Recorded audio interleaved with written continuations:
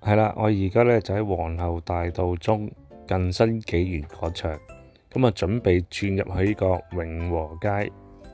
呢條永和街咧有間人氣曲奇餅店，經常排隊，我相信大家都知㗎啦。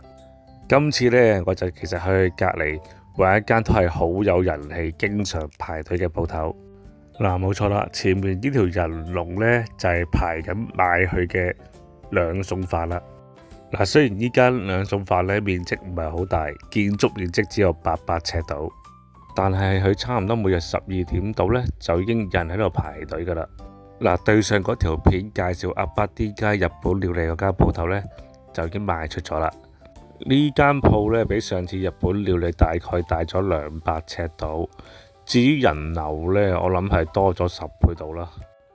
嗱，佢嘅價錢呢，只係叫價1200萬，喺中環咁旺嘅地方，1200萬買間飲食地鋪，抵唔抵？你話啦。有啲咩查詢或者放盤，歡迎聯絡我。我係 Gary Tom。